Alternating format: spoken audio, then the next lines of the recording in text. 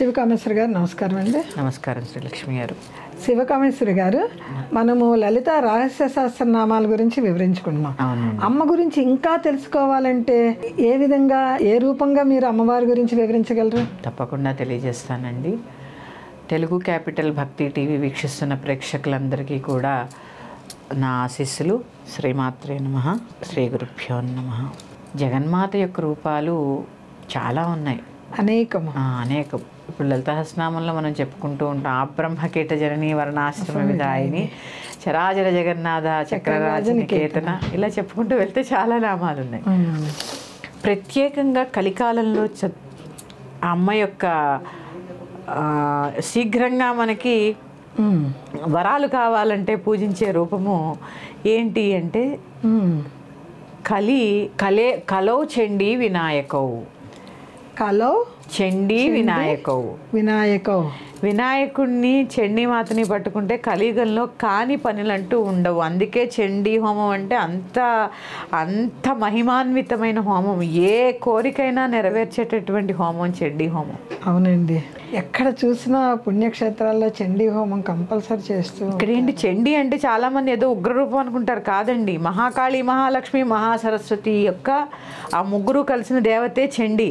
కానీ ఎందుకు అపోహ వచ్చిందంటారు చండీ అంటే ఉగ్రరూపం అని? అంటే ఇక్కడ ఏమైందంటే అండి, చండీ సప్తశతిలో 700 శ్లోకాలలో ఆ చండీమాత మహిషాసుడి యొక్క వధ గురించి చెప్తారు. ఇక్కడ చెప్పడం ఏంటి అంటే చెడుని ఎట్లా వధించింది అనేది తీసుకోకుండా చండీ అంటే ఉగ్రరూపం. అవును కదా, అందరూ అదే భావిస్తారు. కాదు, చెడుని ఎట్లా సంహరించింది అని చెప్పడమే చండీ సప్తశతి యొక్క సారాంశము. పైగా ఇంకోటి తెలుసా అండి, ఆ చండీ సప్తశతి యొక్క సారాంశము చెడుని వధించడంతో పాటుగా మనకి ఇప్పుడున్న మనువు కాకుండా తర్వాత వచ్చే మనువు ఎవరో కూడా చెప్పింది. ముందే డిసైడ్ చేసి చెప్పింది, ముందే చెప్పేసి. మను సావర్ణి సూర్యతనయో అన్నీ చెప్పుకుంటూ చండీ పురాణం. ఇప్పుడు అందుకే ఆ శ్లోకాల రూపంలో నేను సభాముఖంగా చెప్పలేను కాబట్టి వచన రూపంలో, కథల రూపంలో కొంత తెలపడానికి ప్రయత్నం చేస్తాను. మాకు కావాల్సింది వచనమేనండి. ఎందుకంటే అండి, శ్లోకాలు అన్ని చోట్ల చదవకూడదు.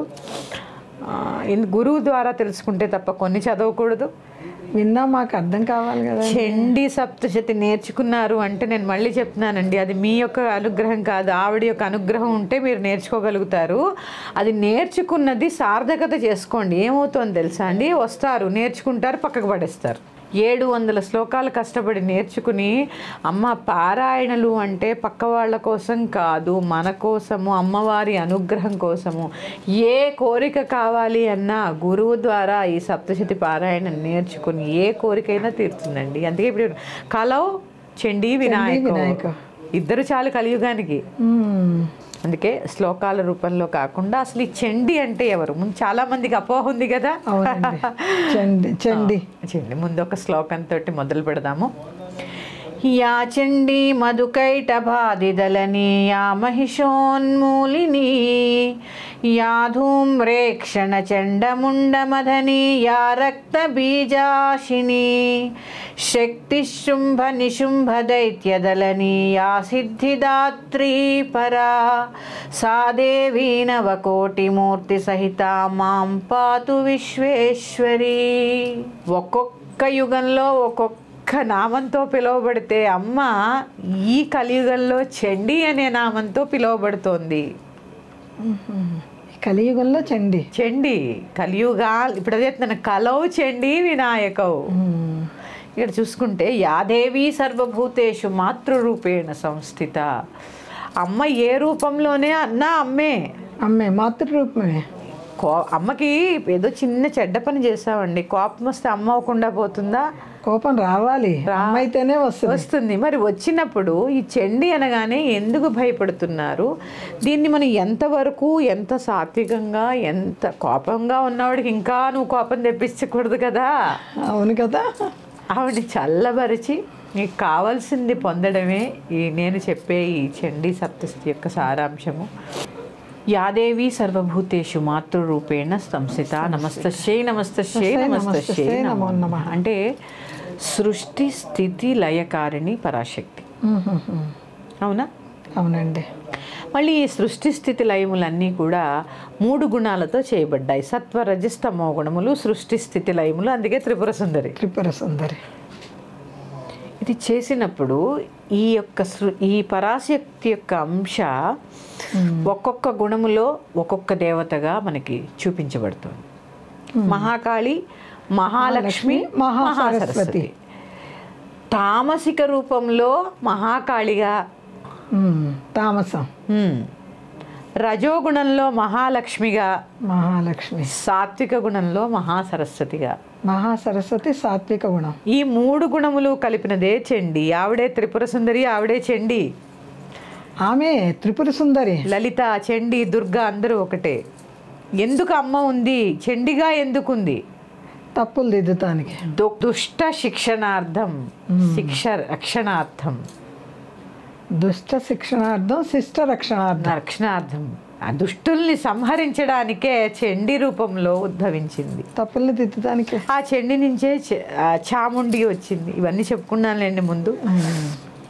ఇలా చెప్పుకుంటూ వెళితే రజోగుణంతో మహాలక్ష్మిగా, సాత్విక గుణంతో మహాసరస్వతిగా అవతరించి వరుసగా మధుకైటభుల్ని వధించింది, మహిషాసురుణ్ణి వధించింది, అలాగే శుంభ నిశుంభులనే రాక్షసుల్ని వధించింది.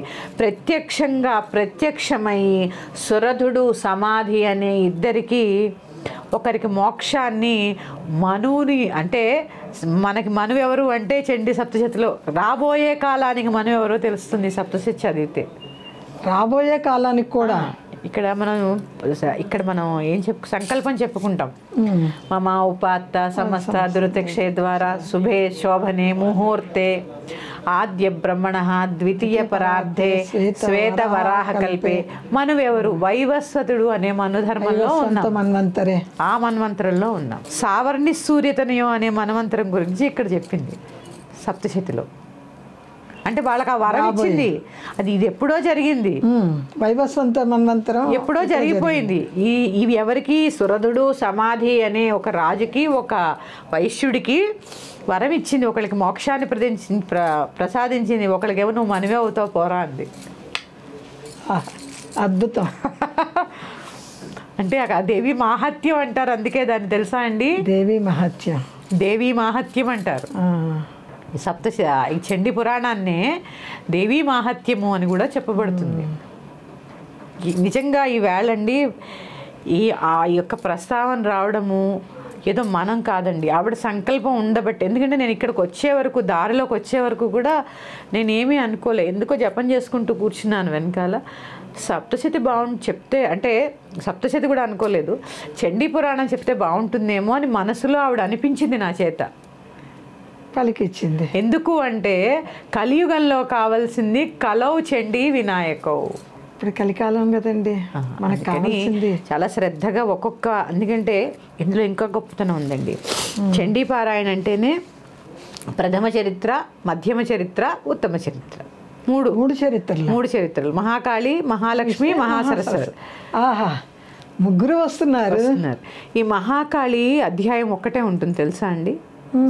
చండీ పురాణంలో, దేవి మహత్యంలో మహాకాళీదేవి యొక్క అధ్యాయం ఒకటే ఉంటుంది. మహాలక్ష్మి యొక్క అధ్యాయం 4 ఎన్నో ఉంటాయి. మిగిలినవన్నీ సరస్వతి గురించే ఉంటాయి. అంటే ఇక్కడ ఉండాల్సింది ఏంటి తెలుసా అండి? మనిషికి కోపం ఒక వంతే ఉండాలి. తామసిక గుణము ఒక వంతే ఉండాలి. మహాలక్ష్మి ధనం నీ దగ్గర 4 వంతులే ఉండాలి. 4 వంతులే అంటారా? ఎక్కువగా ఉండవలసింది జ్ఞానము. అందుకే మహాసరస్వతి ఎక్కువ ఉంటాయి, మహాసరస్వతి అధ్యాయాలు ఎక్కువ ఉంటాయి. ఉంటే ఇంకేమిటండి తక్కువ? అంటే ఆ జ్ఞానంతో శుంభనిశుంభుల్ని అదునుమాడింది ఆవిడ. ఎక్కువ అధ్యాయాలు ఉంటాయండి మహాసరస్వతికి సంబంధించే. సాత్విక గుణానికి సంబంధించిన అధ్యాయాలే ఎక్కువ ఉంటాయి.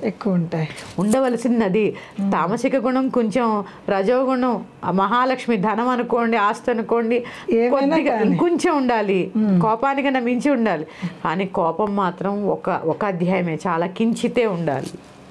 కానీ మానవులు ఏమవుతుంది చూడండి, పక్షులకి ఆకలి ఎక్కువ, ఎప్పుడు వెతుక్కుంటూ ఉంటాయి. చేపలకి జీర్ణశక్తి తక్కువ, పాముకి భుజంగానికి కోపం ఎక్కువ, మనిషికి అన్నీ ఎక్కువే, ఆశ ఎక్కువే, కోపము ఎక్కువే, పగ ఎక్కువే, ప్రతీకారం ఎక్కువే. అవునండి, అన్నీ ఎక్కువే, అన్నీ ఎక్కువే. ఇలా చెప్తున్నప్పుడు అసలు మనకి జీవితంలో ఏం కావాలి అని తెలిపేదే చూడండి. ఆ సప్తశతి పారాయణ అంటే 700 శ్లోకాలు కాదు.